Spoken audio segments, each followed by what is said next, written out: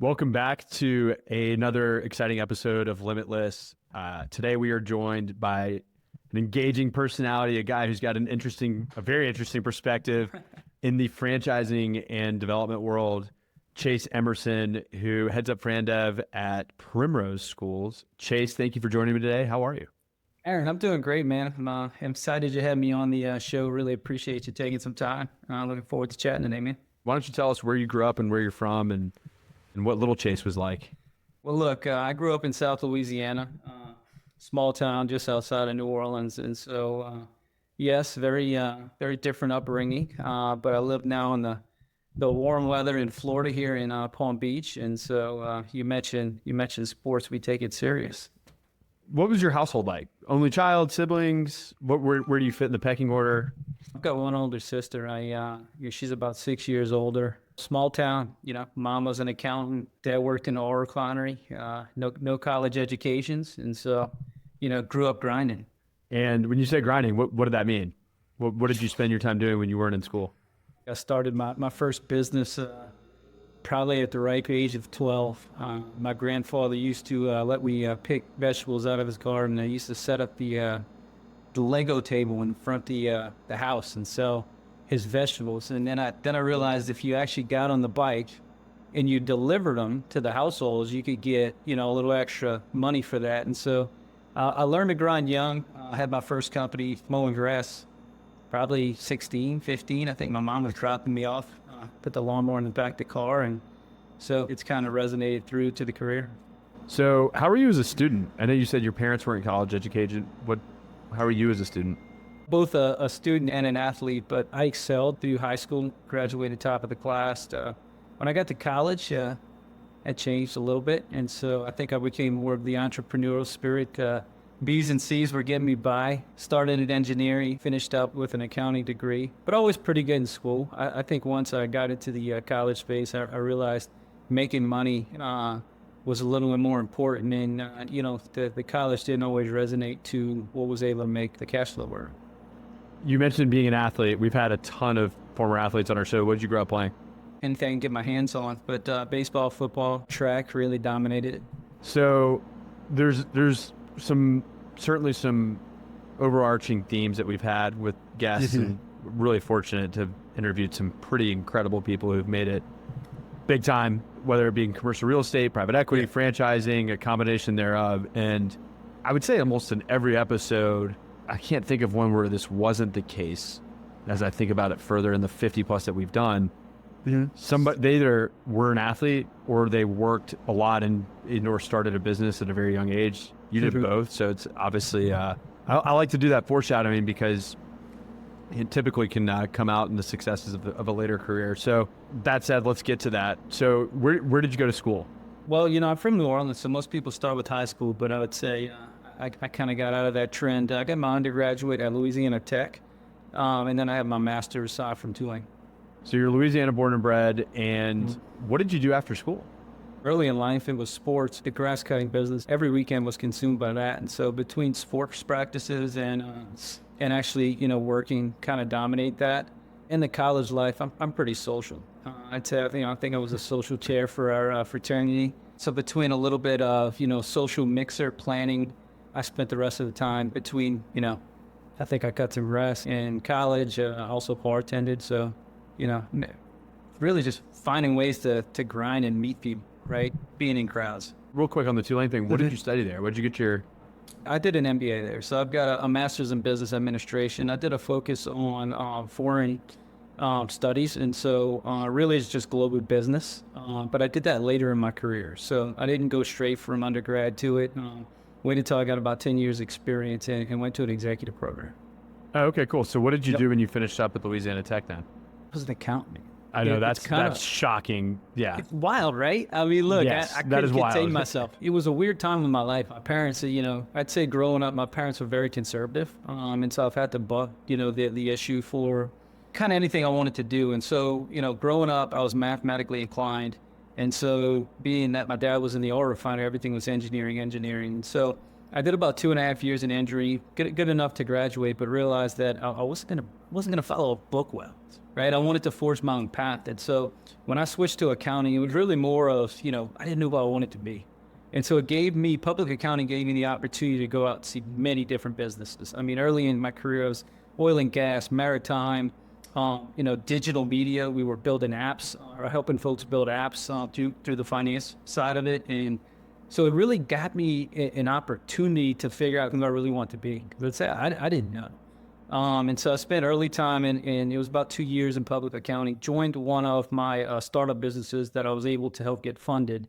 And that's when we built a national solar platform. And I spent 10, 11 years, working on that. And so that was the early stage of my career, was both accounting, and then through the solar firm, I was able to be their controller for a while. That's when a mentor of mine kind of woke me up and said, "Hey, I don't think you belong behind a computer." And then I was able to work through operations there. Sales was absolutely crazy. I mean, we were a telemarketing agency, right? I mean, I had, 200 people calling between New Orleans and Bridgeport. So I learned sales on the phone.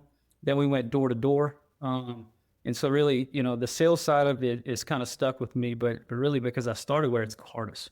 I actually never knew that. Of all the time that we've spent talking and hanging out, I did not realize that was your path. So what led you to leaving that opportunity, and what did you jump into next? It was a hard decision. Yeah, I was really close to the founder. We had worked on different finance plays for a while, but it's like, and this may come up through the rest of this as well, because I think it's a part of my story is, at some point you realize you've outgrown the room. Right. And it's not that I was the smartest person there. It's that you're looking to always build. Every day I'm trying to grow. And I just was hitting walls in which I felt there was something more. And so an opportunity to come here in Florida to actually work for a Michelin and Sumitomo based JV was what excited me. And, that turned into my franchising career, but it wasn't intended to be. Right. And so I was really leaving. I just got the MBA. I wanted to go out, and I really wanted to see other business styles, and having a mix of both Japanese and French influence just seemed like the right moment for me to learn something that I hadn't learned up to that point. And so what exactly were you doing in that role? Obviously, it's ironic that the International Studies MBA came back around to learning different cultures. I happen to think that probably wasn't super coincidental, but what were you doing in that role? Tell us a little bit about that company, because you've got a lot of real estate and franchising and entrepreneurs listening to this that are like, what? Yeah. Inclusive and especially me.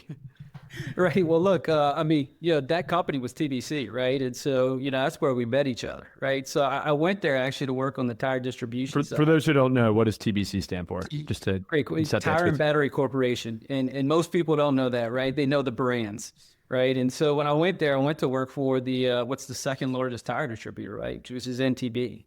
And the CMO actually pulled me aside and said, "Hey, we've got 2 franchise systems. You've got a strategy background. You've got a sales background. I think some of the things you've built in your past might have parallels in a franchising. Would you like to take a look?"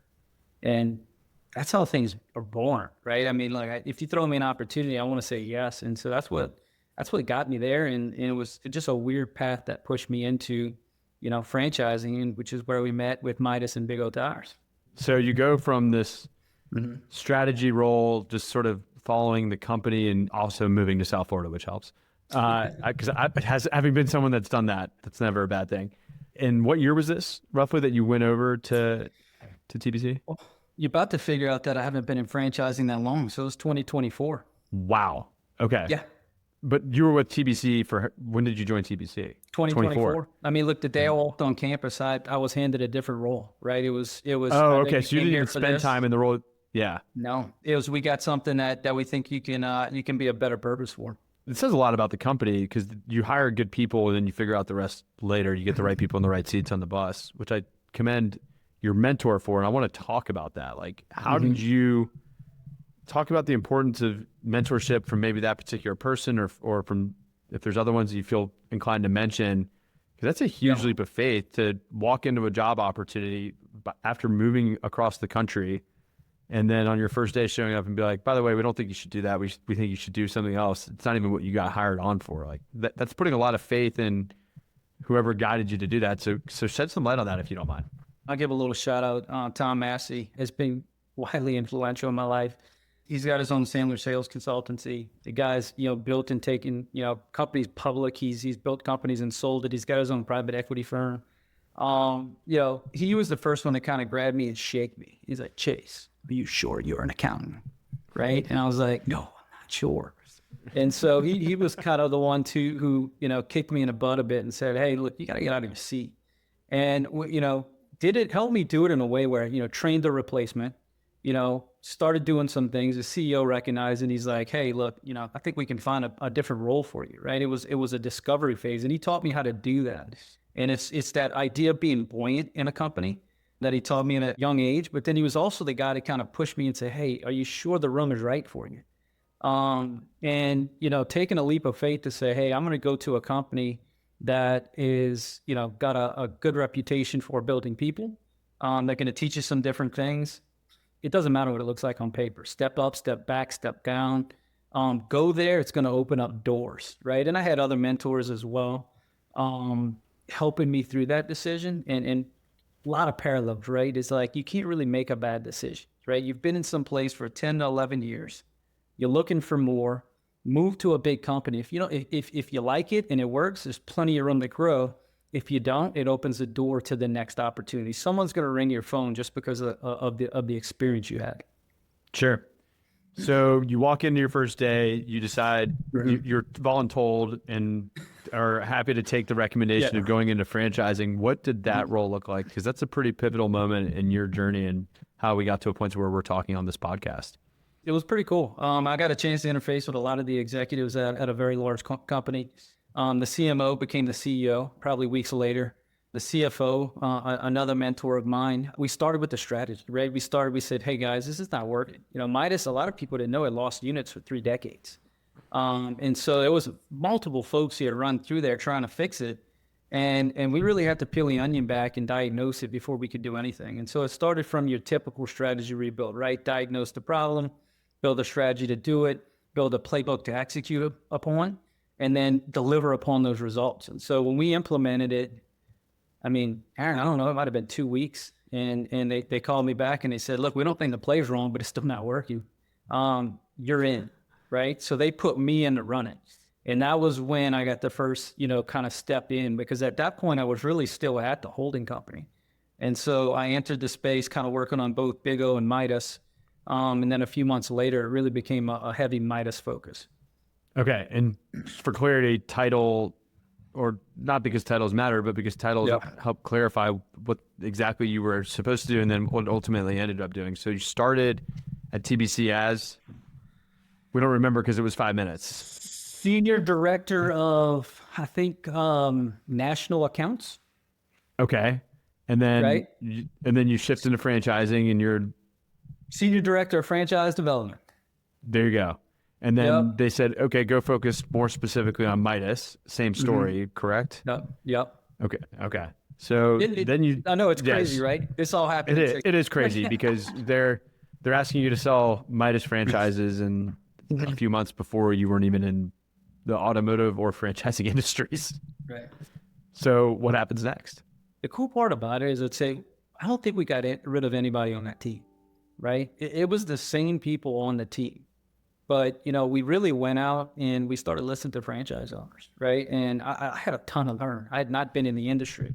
And there was a couple of Midas franchise owners that took me under their wing and they said, look, we think you got something. We like your tenacity. We like the grit, the ability to jump in and say, everything's off the table. Let's rebuild it. If you hang around with us, we'll explain to you what profitability looks like from our standpoint. And if you can help us duplicate that, you'll build a winning playbook. And so really we got in the field, we started looking at units, we started talking to the top owners, and started to build a confidence within the system that not only could we support them, but for one of the first times in a long time, we were able to go out and find supply. Because the big thing in automotive is how do you find the location, right? You can have somebody ready to grow, but building them out the dirt's expensive. The M&A game was big, and so I'd say it was mostly focused on those franchise owners helping me get there. And then once we had the playbook on, it was duplicating and making sure our saves matched our dues. right? We got out, we said a lot of big things, we made a lot of big promises. And as soon as we started capitalizing and making good on those, the whole system opened up. Everybody went to green. So this all went down in 2024. And you go on a run. What did that run look like? Just so people understand how many units were either sold or opened in that period of time.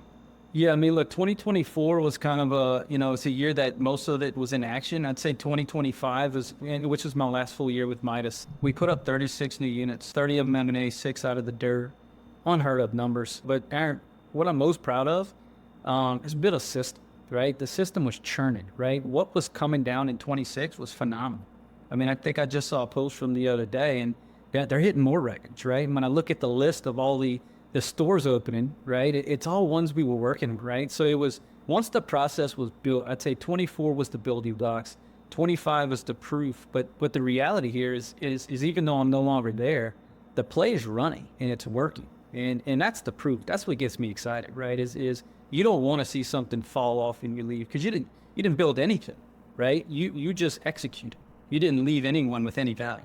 Totally get that. And we were at Zig incredibly excited and honored to play a part in some of the success of opening those 36 units. We certainly didn't build any of the 6 out of the ground, but I think we had our hands in quite a few of those 30 that got open. And it's been a hell of a run. And I can't attest. A lot of people would think, oh, the guest gets on there and wants to puff their own chest and talk about what they did. Well, I can tell you that and tell anybody who's listening to this, that happened. The implementation and execution of a plan occurred, and my little company here in Charlotte is a major beneficiary of it. And most importantly, and I think Chase has a unique outlook, he doesn't necessarily focus on what's best for the franchisor. He builds it from the inside out and says, if the franchisees can figure out a way to have great four-wall economics at a multi-unit level, they can continue, they'll think about growing. And then when they're thinking about growing, then we'll enable them with the right resources, cough, cough, wink, wink, like a Zig, to grow. Sam Galliardi is going to love that. To grow, and it happened. It was real, and I think that, and I imagine there's some serious foreshadowing as to that story getting out there into the marketplace and ultimately leading to a company in Atlanta called Primrose. Yeah. Look, I think we've diligenced 84 independent facilities already, but the M&A's come. Talk to us about what ultimately led you to making what I would imagine was a difficult decision to go from Midas to Primrose. Yeah. And let's start there first, and then we'll get into all the exciting things that are happening at Primrose, because I know that's something that you're always happy to talk about. Sometimes things just run across your plate, right? Wasn't looking, but you get a call from a company like Primrose, and it's a call you have to take, right? I mean, when you look at it, it's premium, right?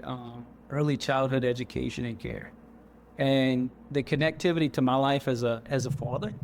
I was just going to say that. Yeah, the connectivity to some of my upbringing when I was in solar. We were helping the less fortunate. Then all the way to look at who you're working with, right? It's a reward based portfolio company. It's the big leagues, right? And so when the call came, I just had to look at it, right? And starting to peel back the onion, it had all the things, right? And I was like, oh wow, this is going to be fun, right? The full wall economics, fantastic. The cost is getting a little expensive, but at that time, there wasn't much M&A, right? And so when you look at the opportunity to open up levels of development, talking adaptive reuse, right? I mean, how many Walgreens, CVS facilities are all over the U.S. looking for a home? And the pure number of independents, it just felt like a place in where they had such a strong foundation, and I could come in and it didn't need to be reinvented. The playbook I had could augment everything they were already doing great without detracting any of that, and it was all additive. And that transition took place when? January. So I've been in seat. It was late January. So I've been in seat since, call it February. Yeah. So we're coming up on 6 months. Yep. And you were chomping at the bit to talk about the success that you guys have already had in place. I'll tee it up for you. What's going on at Primrose, and why is every commercial real estate broker that's listening to this, and every operator, every franchisee, regardless of the sector that they're in, ears are perking up. Tell us about what's going on there.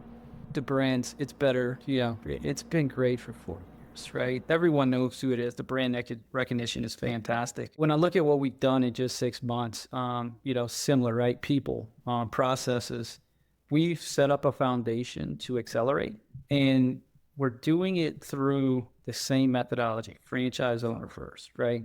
How are we going to be able to grow and make sure that quality is up front, right? So we have found a play that we can execute where we don't have to sacrifice any of the quality that we built over 4 years, and we can now accelerate. And so, we just released the first half results, 27 new commitments, which was just fantastic. I mean, look, I think we did 40 last year. And so you can already see the acceleration. But we entered some stuff that's pretty cool, right? We built our first one in Louisiana. Talk about foreshadowing. Let's come back to it, right?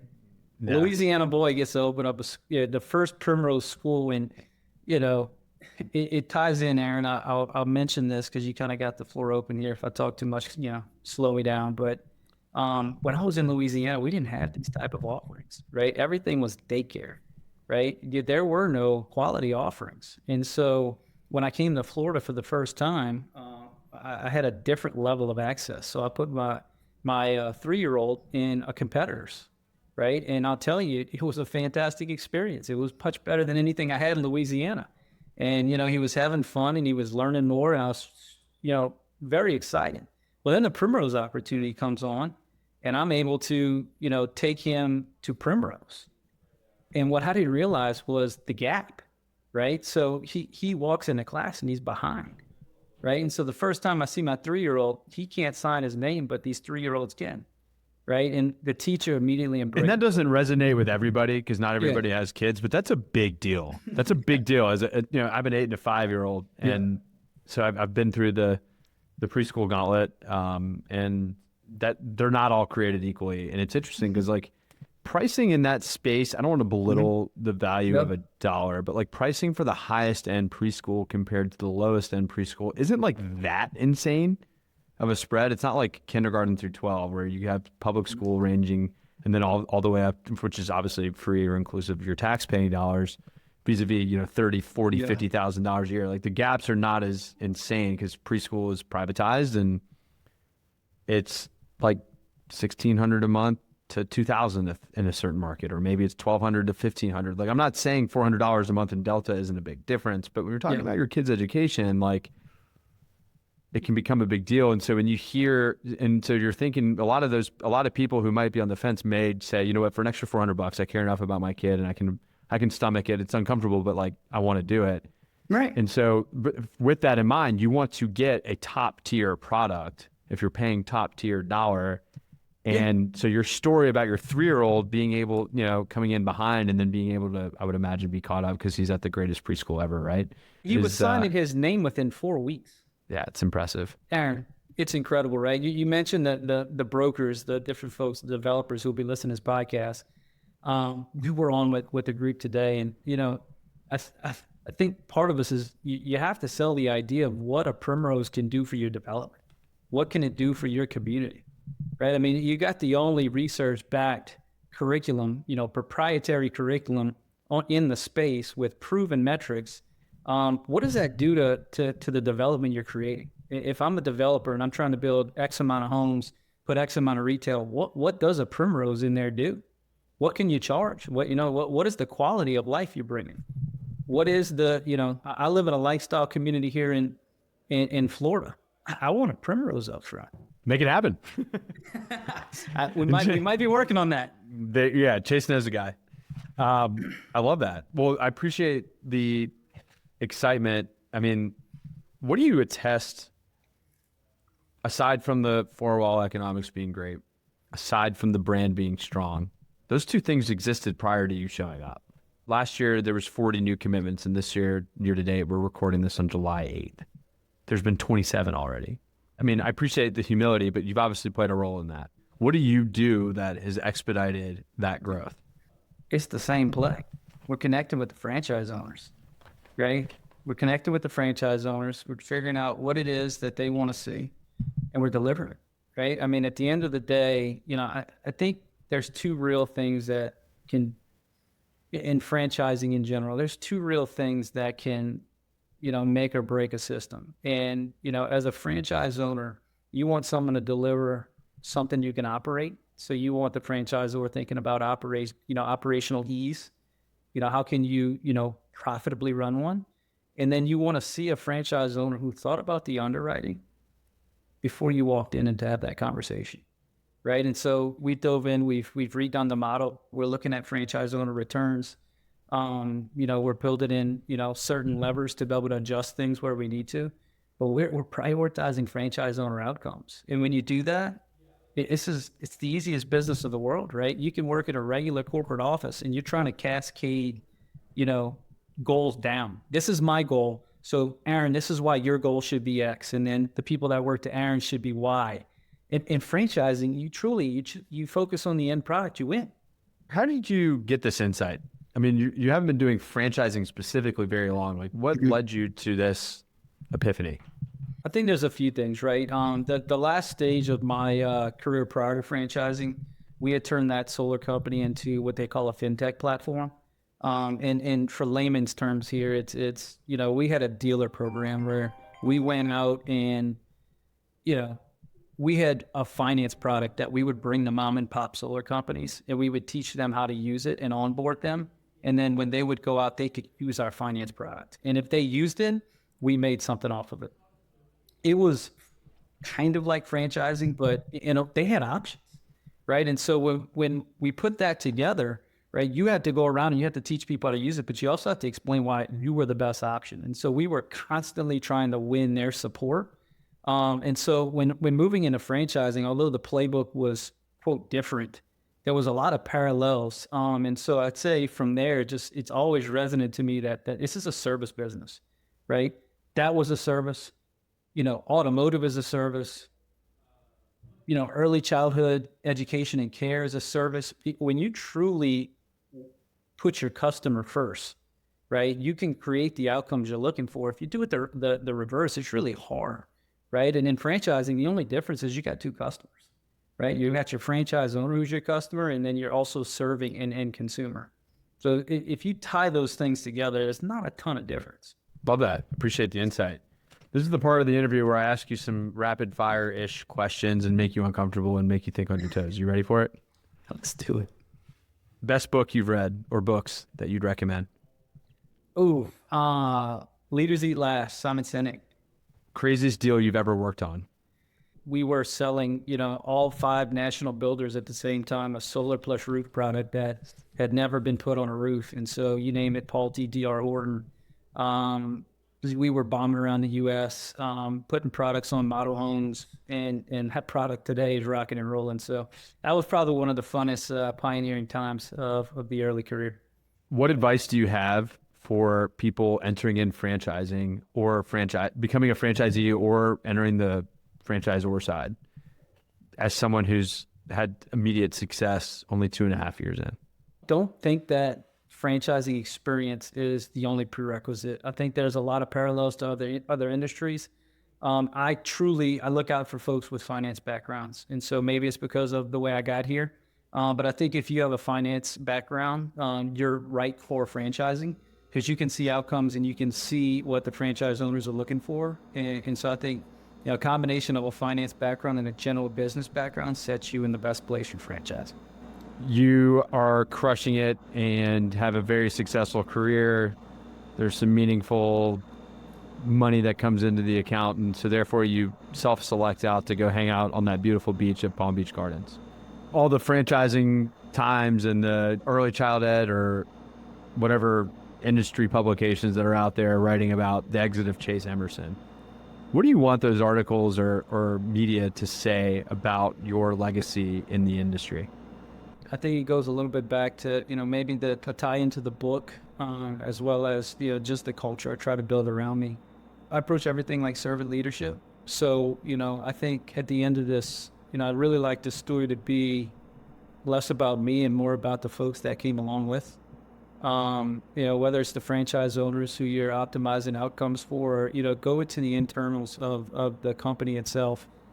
Creating a platform and an operating, culture where people are, empowered to try things, think outside the box, and there's no fear of repercussion is a wild place to work in a good way, right? And so, I think that's what I want the store to be about, is this ability to have fun when you work, try new things, and really be empowered to go out and get it. And I think that's how you optimize outcomes on both sides. Couldn't have ended it better if I tried. Chase Emerson, thank you for joining us on Limitless. Aaron, thank you for the opportunity.